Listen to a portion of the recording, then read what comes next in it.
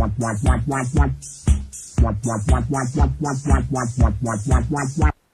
je suis pas content. Il y a le PSG qui s'est pris une branlée. Ouais, le PSG. Moi qui comptais sur les belles valeurs qataries pour recréer un petit peu de cohésion nationale et d'unité entre les gens en France. Oh, je suis déçu. C'est un peu fou ce qui se passe. C'est même complètement fou ce qui est en train de se passer. Le Paris Saint-Germain perd 6-1 à Barcelone. 6-1 après l'avoir emporté 4-0 à l'aller. Le Paris Saint-Germain est éliminé.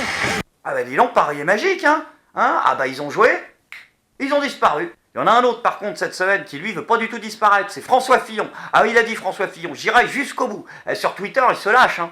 J'étais le candidat du redressement national, mais je suis aussi devenu le rebelle que le système n'arrêtera pas. Qu'est-ce qui t'arrive, Lorenzo Lamas? Ça va plus du tout, tu pètes un foin. Les équipes de com de Fillon, elles font n'importe quoi, hein.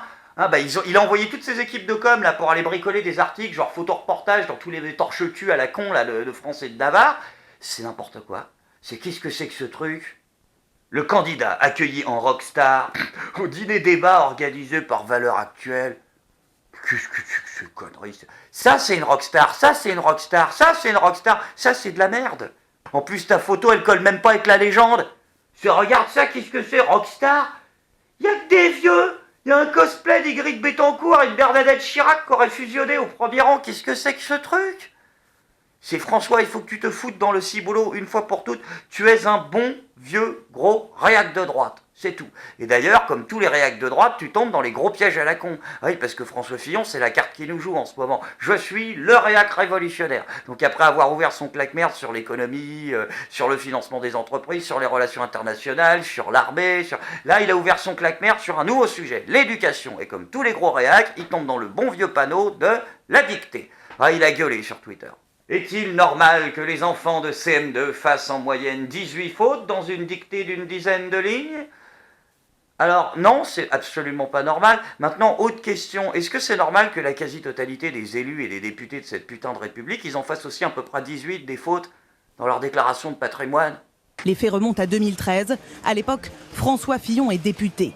Dans sa déclaration de patrimoine de l'année suivante, aucune trace de cet emprunt. C'est pourtant une obligation légale, y compris pour les prêts entre particuliers. Voilà, à commencer par toi. Donc tu pourrais fermer gentiment ton museau, par contre. Attendez, vous trouvez ça indécent? Vous trouvez ça, là, indécent? Bande de petites bites! Mais non! Le prix de l'indécence de la semaine, oui, c'est un nouveau prix qu'on a décidé de lancer, dont je suis pas content, c'est le prix du FDP cosmique. Et cette semaine, le prix de l'indécence ultime, que même organiser un concert de Légion 88 à Dachau, ce serait moins dégueulasse, est décerné à... Julien Drey! Ah, plaisir, Julien, de te revoir! Oui, parce que ça sent la fin de l'aventure, là, pour Julien et toute son équipe de bras cassés. C'est bien de le revoir 2-3 fois. Julien Drey, l'homme aux 300 Rolex, ouais, et aux 400 magouilles, ou l'inverse, à chaque fois, je confonds les deux, ouais, qui a déclaré cette semaine, attention, si on veut régler le problème de la corruption, un député a besoin de 9 000 € par mois. Ah putain, c'est-à-dire que là, ils ont franchi une étape, en fait. C'est-à-dire qu'avant, ils disaient, non, on magouille pas, ils disent, ouais, on magouille, là. Et maintenant, ils te disent, si vous voulez qu'on arrête de magouiller, c'est 9 000. Voilà, c'est tout. Oui, bien sûr, on est corrompu. Mais si tu veux que ça s'arrête, c'est 9 kilos, 9 mètres, c'est ça qu'il nous faut. Putain, ils t'annoncent le prix de la corruption, les mecs. Ils sont forts, hein.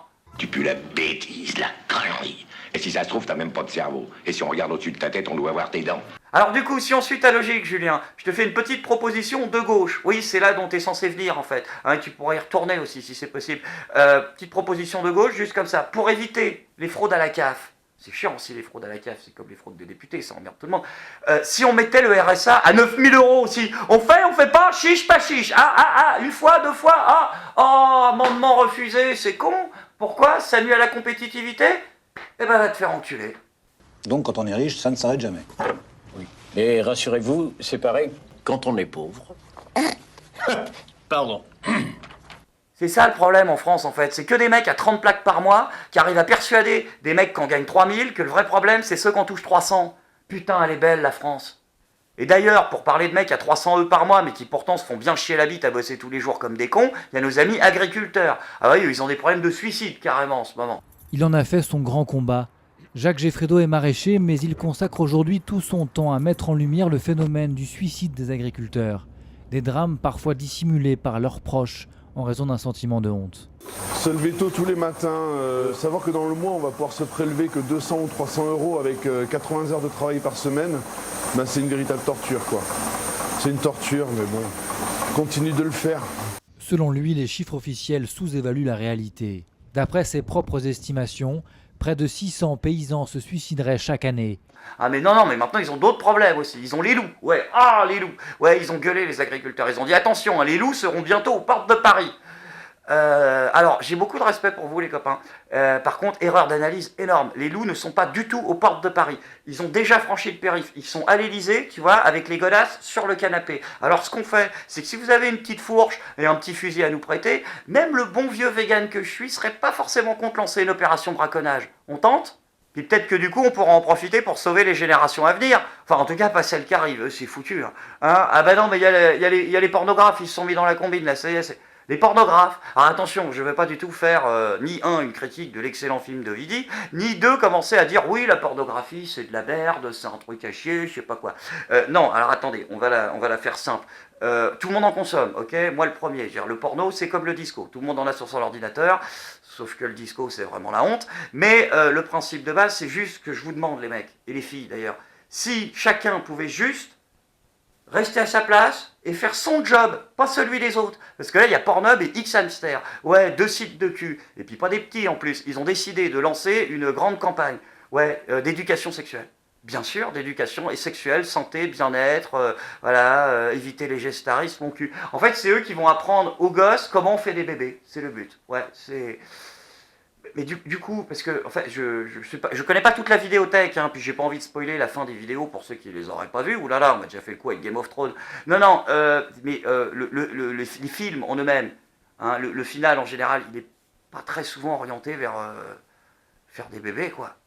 Donc là, je sais pas comment vous allez bricoler ça. Mais faut pas qu'elle apprenne ça, hein, Christine Boutin, va faire un malaise vagal. En fait, les gars, c'est quoi le concept exact ? Je veux pas faire mon réac, encore une fois, mais juste une petite question. Pourquoi faut en rajouter plus ? Hein ? C'est parce qu'ils sont déjà niqués, les gosses. Ah non, mais il y a plus... Ils sont déjà foutus. La génération qui arrive, c'est niqué. Ah non, mais eux, tu leur parles économie, ils te répondent trou du cul. Le libre-échange, c'est quand tout le monde couche avec tout le monde. C'est libre. Voilà, donc ça c'était déjà fait. Quel est le but d'aller plus loin ? Parce que je vois pas l'utilité. Non, mais je dis pas que les sites de cul sont pas utiles. En plus, il y a des trucs très utiles. Comme Pornhub, qui ont publié leur bilan annuel. Hein, ah bah il y a 2-3 feuillets qui collent dans le bilan comptable, mais ça c'est pas la question. Non, par contre, ils ont pondu leurs statistiques. De tout ce que les Français ils aiment regarder pour se branler. C'est pas une blague, ils ont sorti par pays ce que les gens ils aiment regarder pour... Donc en fait maintenant on est même fliqué de la bite. C'est ça le concept du truc. Quoi, c'est complotiste, arrête de me faire chier, c'est pas complotiste. Tu vois des conspis partout, ça m'énerve. Mais non, de toute façon on peut pas faire une analyse complotiste des résultats annuels de Pornhub.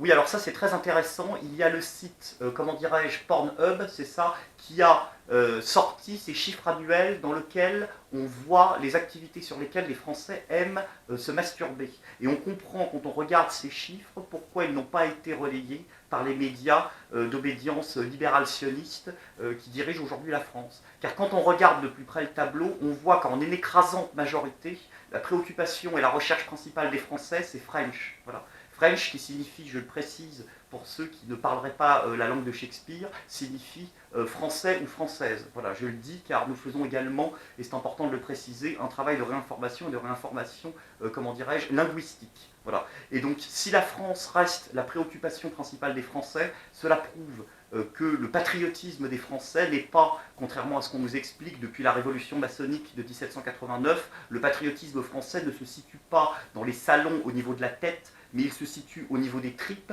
et au niveau, de la bite. Voilà. Et le français est patriotique de la bite. Ça, il faut le savoir. Et quand on regarde en numéro 2 ce qu'il y a marqué, on voit qu'il y a française. Voilà. Donc c'est même en langue française en numéro 2. C'est une petite quenelle, c'est ça, à tous les amis cosmopolites de notre ami Emmanuel Macron, c'est ça, qui ne sont systématiquement que des pédophiles, dandys, homosexuels. Voilà. Pierre Berger, Delanoë Cohn-Bendit, je ne pense pas qu'il tape énormément françaises sur YouTube quand ils font, ou sur YouPorn quand ils font une recherche. Voilà. Vous savez que la sexualité d'un gosse, c'est absolument fantastique.